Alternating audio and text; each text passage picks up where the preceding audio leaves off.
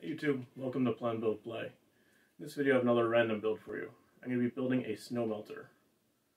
Normally I'd let it just melt off on its own, but in the last week we've gotten about 2 feet of snow, and we have some more forecasted for later in the week. And at this point it's piling up to 4 feet where it's been shoveled. There's really not anywhere else to put it, so I'm just going to be melting it off. Okay, so to build the snow melter I'm going to be using a large plastic container just to put the snow in, a sump pump with some garden hose, and a heating coil.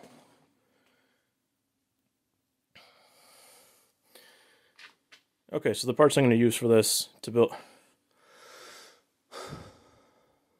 Okay, so the parts I'm going to use to build this is a storage bin, a sump pump with some garden hose, and a heat exchange. So this is a piece of 6-inch air duct with a copper coil inside of it. And then from there I'm going to be using one of my propane shop heaters to heat up the water and use the hot water to melt the snow. So first up, to build the heat exchange, this is how that's put together. So after you get your coil finished, put it inside the tubing, and leave a little bit hanging out for your fittings. Attach your compression fitting to the copper tubing, and then also do the same thing on the other side, as well as install your fan.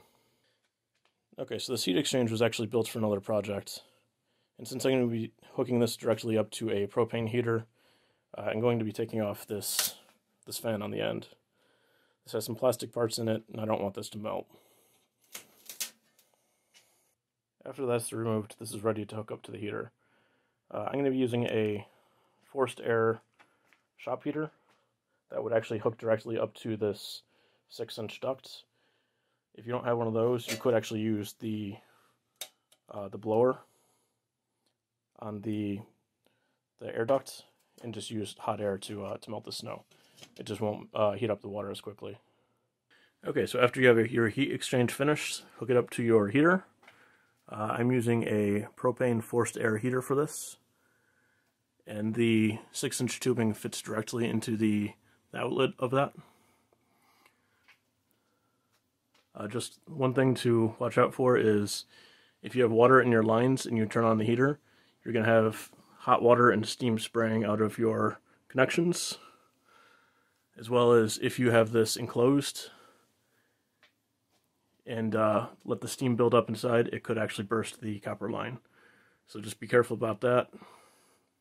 But once that's done, just connect your hoses. One goes from your pump into the heat exchange, the other comes out the other side, and then goes to your container. So when this is filled with water, this storage container will pump it out to the heat exchange, and then you need another length of tubing to go back to your storage container. After that, your container will be full of hot water, and then just dump in some snow, and it should melt pretty quickly. So I'm going to get these connections set up, and then start testing this out.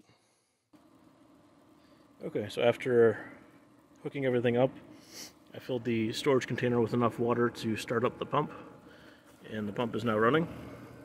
This is also flowing through the heat exchange. The heat exchange doesn't have a very large diameter tubing, so it's pretty low flow, but it is circulating through that as well. Now I just have to start up the heater and start heating up the water. Okay, so here I have the hoses hooked up and going through the heat exchange. Now I just have to turn this on.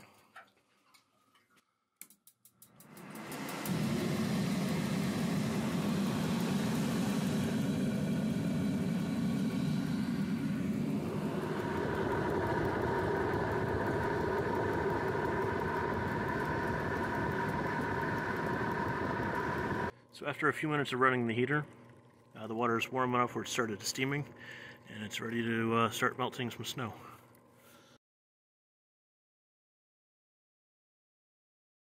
So overall this worked okay, but it didn't melt the snow as quickly as I thought it would. After the water cooled off the first time, it took a long time for the water to reheat and can continue melting the snow. If you wanted to melt snow a lot quicker, you'd want to either have a larger heat exchange or something more efficient to warm up the water. So since I was doing some work in the shop anyway, I didn't really mind how long this took to melt the snow. I just throw in a few scoops at a time and then get back to work in the shop. I also didn't mind how much propane this took to heat up the water, since I was using that heater to warm up the shop anyway. But if you did want to just heat the water, you might want to get something more efficient than a forced air propane heater.